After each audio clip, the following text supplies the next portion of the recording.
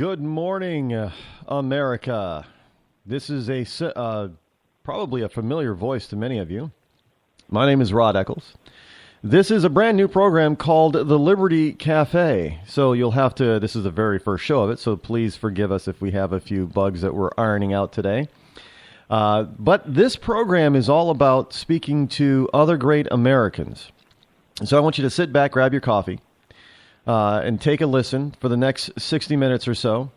Every week we will be discussing things that are truly American here on the Liberty Cafe. All about liberty, all about America, American history, American future. And we will delve into subjects from movers and shakers from all across the fruited plains.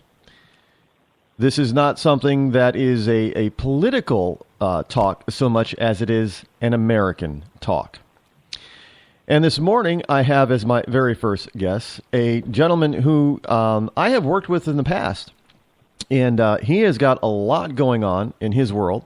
He is also a speaker, talk show host, the whole American gambit, if you will. He's a great American, Rick Robinson. Good morning, Rick. Glad you could join us this morning. Good morning, sir. Thank you very much for having me on. It's an honor to be here on the very first show for this particular venture of yours. I am so glad that you were able to make it. I know that you have a busy schedule, and one of the things that I know that you're very interested in, as I am, is the politics of today. And we have a number of different things going on in politics, both on national and local levels, wherever people might happen to be. Now, one of the things I know is that your neck of the woods is not the same as my neck of the woods. So if you could fill us up today a little bit about some of the important things that are going on in your area. Oh, most certainly. I am from what has now been dubbed and surpassed Texas as the most conservative state in the country, which is Oklahoma. This last presidential election, Obama did not carry a single county. All 77 of our counties went completely red. Sadly, we don't have much population to speak of for our landmass, so it didn't help much, but it was nice that not a single county carried him. Not that I would probably dislike the president if I ever actually got to know him personally, but I strongly disagree with almost every single one of his policies. So it's nice to live somewhere where I have like-minded people around me most of the time. Things that are going on in my neck of the woods, we typically try to fight the administration tooth and nail every step of the way. We've recently struck down Common Core. We have decided not to go with the Obamacare exchanges. So pretty much anything that he's trying to implement, we're trying to find ways to fight, which is also refreshing, unlike the folks in D.C. Just saying. Yeah, it's as you look across the country, you can see a number of different states who have, with Obamacare, they fought Obamacare. They didn't set up the exchanges, and now some of them are actually suing the administration and the federal government for actually setting up its own exchange, simply because the actual letter of the law states that the states must do it, and it gives no room for the federal government to do it. But as typical with this current administration, even on a law that they write, it doesn't seem to matter that they think that they need to follow that law. I find it kind of interesting that we've come down this road where states are now trying to usurp I wouldn't say usurp, but stand up for their own rights again. And we didn't used to have that type of feeling. I mean, are you noticing in your areas, because I guess you're part of flyover country, as Washington likes to call it. Are you noticing a lot of Americans feeling that either they're being left out, or they feel that now is the time to actually stand up and make their voices heard?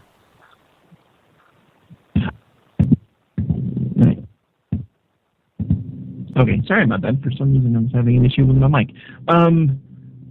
Actually, I've noticed a little bit less of folks feeling like they're being left out, more than basically it's not so much being left out. I think a lot of folks that I talk to on a daily basis feel like they're being ignored.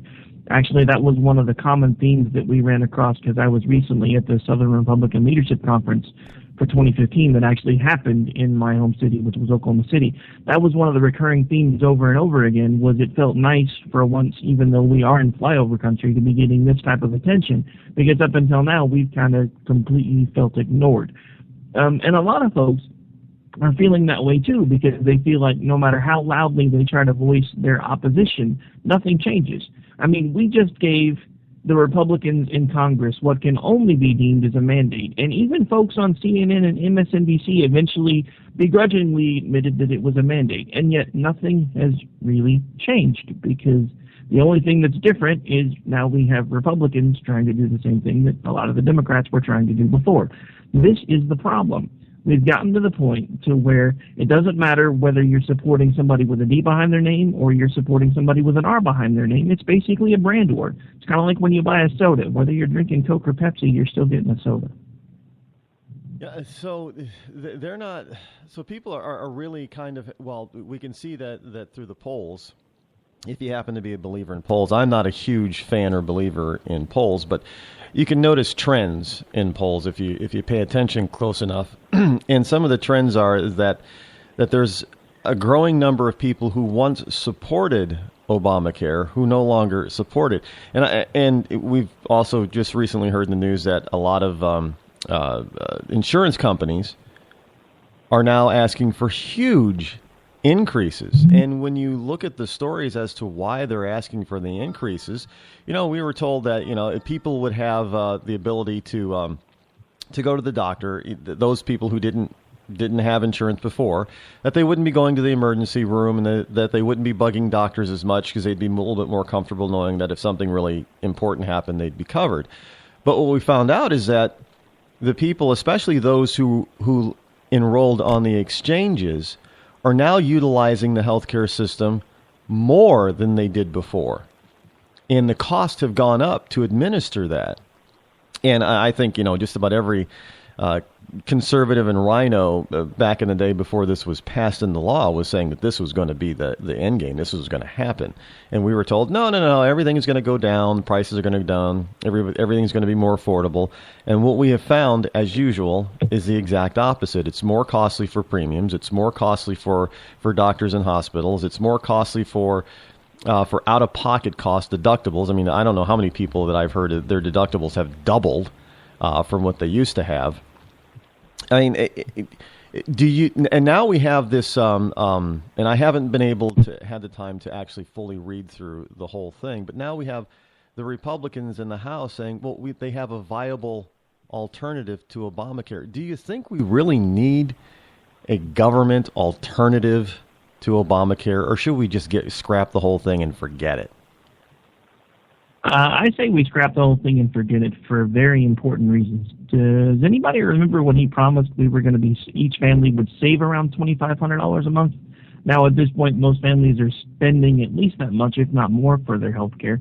But I honestly think the thing that nobody was paying attention to, and I actually have the clip in my studio, but I'm not in there right now, is there is a clip that was recorded back during the 2012 run-up, which was the same type of clip that Romney eventually got in trouble for, where in public Obama was saying that he didn't support a single-payer health care system, but behind closed doors he was telling everyone that he does support single-payer health care. And I submit to you that most of the problems that we're having with the health care system right now are not accidental. They're by design. He's wanting to collapse the insurance industry, and so are the people that were funding him, because if they can create a big enough catastrophe, the government is going to have to step in and clean up the mess, and then we will eventually wind up with some form of single-payer healthcare system, which he admits behind closed doors that he supports. So I honestly think we were duped hook, line, and sinker. Too many folks bought into it, and now we're stuck. Still, I think the only viable alternative right now is to scrap everything, because the one thing that I'm slowly starting to learn over time is the folks that are actually in power in D.C. that consider themselves Republicans, they want the same thing the Democrats want. They just want to get us there slower so nobody notices. Yeah, it's the old notion, well, we kind of like the idea, we just want to be the ones in charge of it instead of the Democrats. Now, I know Barney Frank was very open before he left Congress and retired, thank God, that he wanted that their goal was eventually to get to a single-payer system. And he even admitted that if they came out and said it, that we need a single-payer system now, that the American people would not accept it. So the only way to get to it was to kind of slowly cram it down our throats and do it this way, which is Obamacare, and eventually get to the single-payer system. Now, he's on record saying exactly that. And the interesting thing about it is a lot of people said, well, no, we're not going to be in a single-payer system type of country. We're not going to go down that road. But just last week, the New York State Senate voted to pass a single-payer system in the state of New York.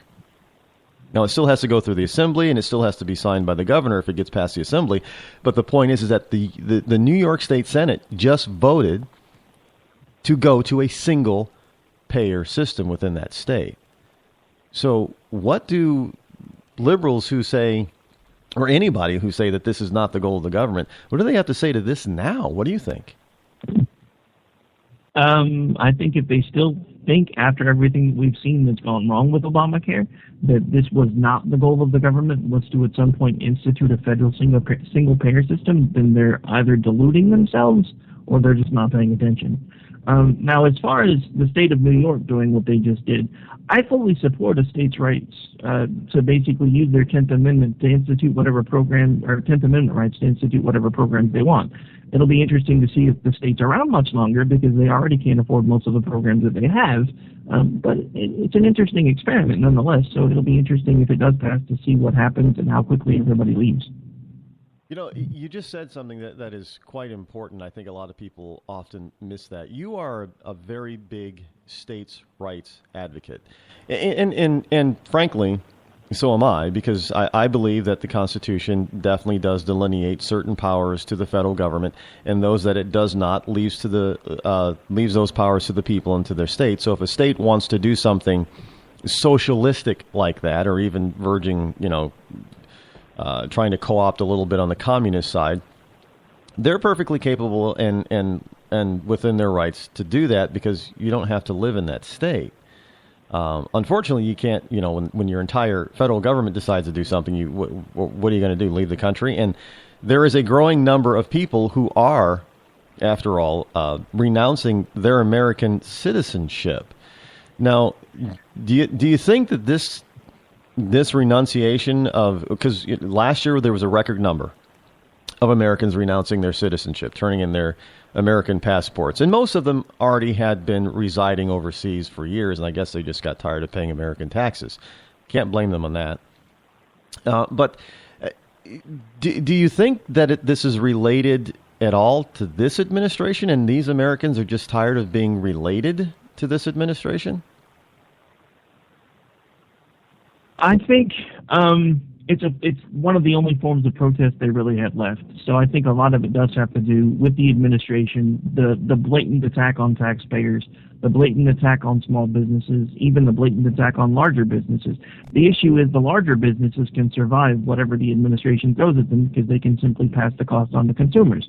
Small businesses can't. I myself used to be a business owner. I am again, now that I'm starting this, but I used to run a security agency here within the state of Oklahoma, and I operated it for nearly 30